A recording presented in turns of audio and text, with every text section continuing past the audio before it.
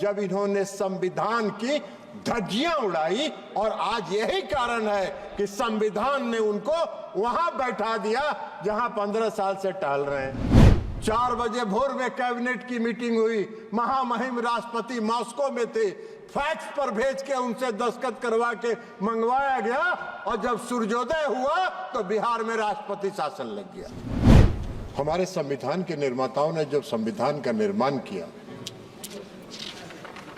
तो उस संविधान में ही संविधान के 2 पहलू, एक पहलू तो संविधान का वह है जो इस समाज के सभी वर्गों के लिए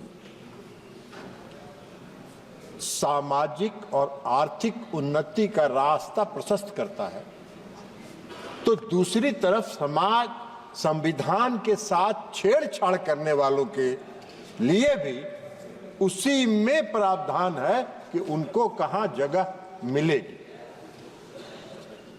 कई लोगों ने शासन किया इस देश में, बहुत लंबा शासन किया। अब आज बात करते हैं इस देश के आदरणीय प्रधानमंत्री नरेंद्र मोदी। नरेंद्र मोदी जी ने पिछले 10 वर्षों में जो काम किया है उसकी विस्तार से चर्चा माननीय रक्षा मंत्री जी ने की है। एक एक काम उन्होंने गिनाया, हम उसको दोहरा के उसका समय नहीं लेना चाहते, लेकिन एक मूल मंत्र जो आदरणीय प्रधानमंत्री नरेंद्र मोदी जी का है वो इसी संविधान से निकला है, जिसमें लिखा है, उनका नारा है, सबका साथ, सबका विकास, सबका विश्वास और सबका प्रयास। यही हमारा संविधान का मूल मंत्र। अब इनको कहां से समझ में आएगा ये मूल मंत्र? इतना लंबे समय तक इन्होंने किया और सैकड़ों बार उदाहरण है जब इन्होंने संविधान की धज्जियां उड़ाई। और आज यही कारण है कि संविधान ने उनको वहां बैठा दिया जहां 15 साल से टहल रहे हैं। ये संविधान का ही, ये संविधान का, संविधान को ये ऐसा इस्तेमाल करते थे जैसे लगता था कि इनका, ये अभी चर्चा कर रहे थे, संविधान की बहुत बात कर रही थी। कांग्रेस पार्टी की माननीय सदस्य ने अपने प्रथम स्पीच में बहुत ही चुटकुले के साथ और व्यंग्यात्मक टिप्पणियां इस सरकार पर आदरणीय प्रधानमंत्री नरेंद्र मोदी जी की। अरे आप तो अभी ज्ञान आपको नहीं है, जरा अपने पूर्वजों के, आपके जो पूर्वजों ने जो इस देश में शासन किया है उनका भी जरा इतिहास तो पढ़ लेते। 100 चूहा, हम लोग के यहाँ कहावत है, सभापति महोदय आप भी जानते हैं, आपके यहाँ भी उत्तर प्रदेश में कहावत होगा, 100 चूहा खा के बिल्ली चली हज करने के लिए। पूरे शासन काल में आपने संविधान की धज्जी उड़ाई, और संविधान की धज्जी उड़ाने के बाद जो संविधान के भक्षक हैं वो आज संविधान का कॉपी लेके घूम रहे हैं, जैसे लगता है कि कितने बड़े संविधान के रक्षक। संविधान के भक्षक संविधान के रक्षक नहीं हो सकते, और इसलिए आप आज वहां बैठे हैं। आपको संविधान की प्रति लेके घूमने का हक नहीं है, और जब आप संविधान की प्रति लेके घूमते हैं तो इस देश की जनता हंसती है। और आपको कम से कम महाराष्ट्र और हरियाणा के चुनाव से तो कम से कम अभियो सीख लेना चाहिए था। कुछ सुधर जाइए, कुछ सुधर जाइएगा तो आगे ठीक रहेगा।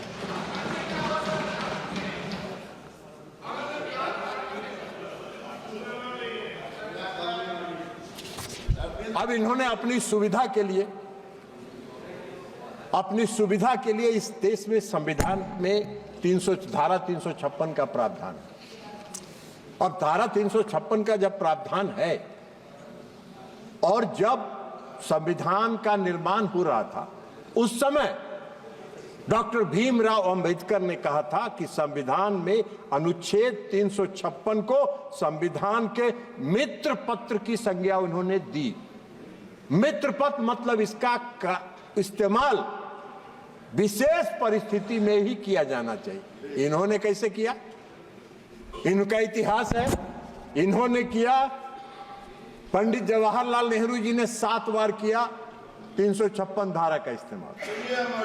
इंदिरा गांधी ने किया 51 बार, 51 टाइम्स धारा 356 का इस्तेमाल। राजीव गांधी जी के शासनकाल में 6 बार इसका इस्तेमाल हुआ।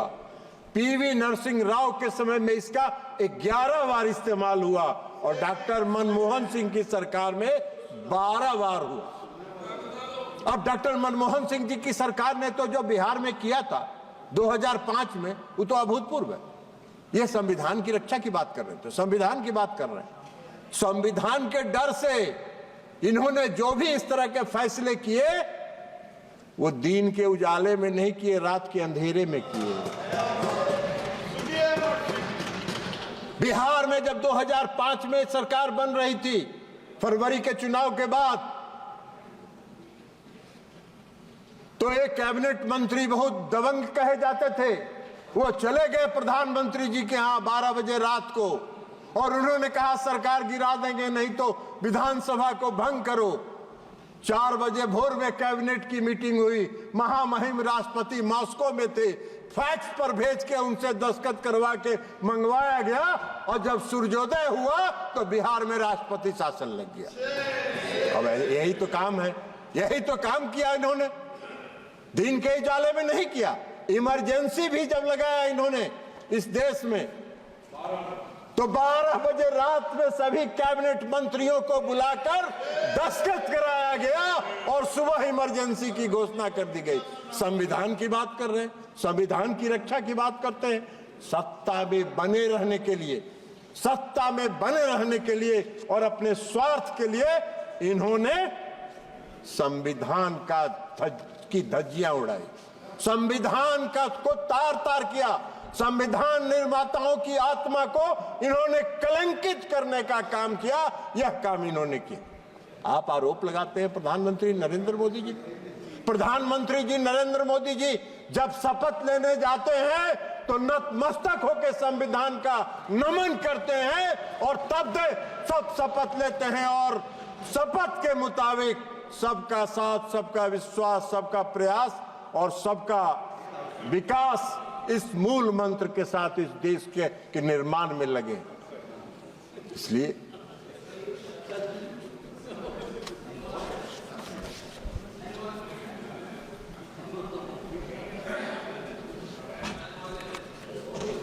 सभापति महोदय,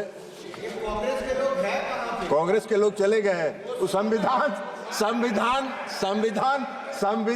से उनको कोई मतलब नहीं है, उनको कोई संविधान से लेना देना नहीं है। आप चेयर को एड्रेस करिए, आप इधर एड्रेस कर, भूल जाइए। महोदय, जब 1975 में इमरजेंसी लगा तो हम सब लोग जेल में थे और कई प्रताड़नाएं हुई। अचानक लग गया इमरजेंसी, और अचानक इमरजेंसी लगा क्यों भाई? नंबर आपका तो इलाहाबाद हाई कोर्ट ने उस तत्कालीन प्रधानमंत्री के चुनाव को अवैध करार दे दिया था। आपका नंबर आ जाएगा इसके पर, और अवैध करार दे दिया। उनको अपनी गद्दी भी बचानी थी, तो गद्दी बचाने के लिए उन्होंने इस देश में इमरजेंसी लगाया और लाखों लोगों को मीसा में उठा के जेल में बंद कर दिया गया।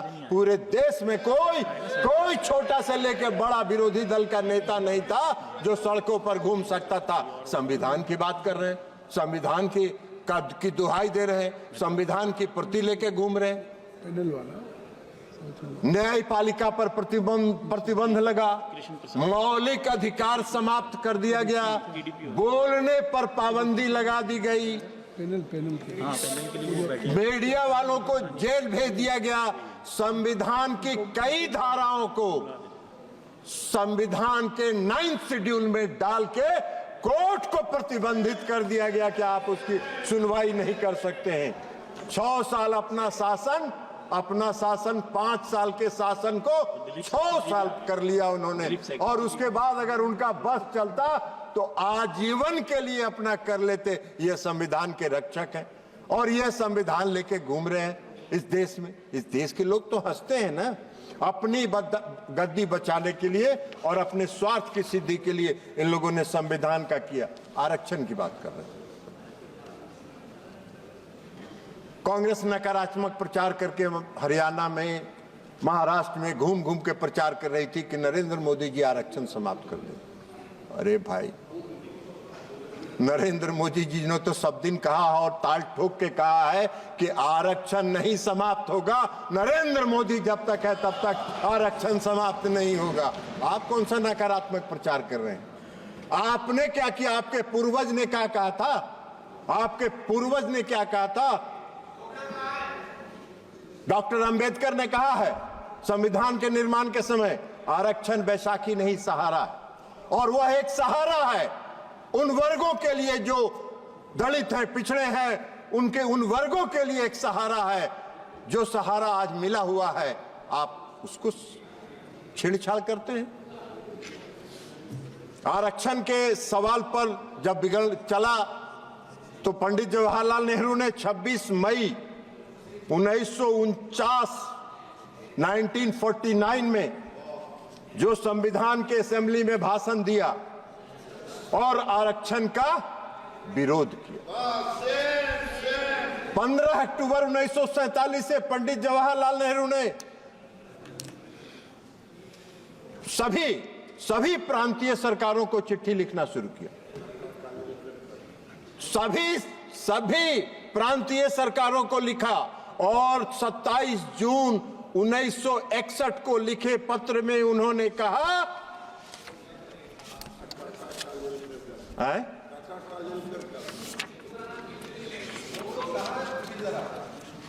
वो सब घस घसक गए, उनको संविधान से कोई मतलब है ही नहीं ना।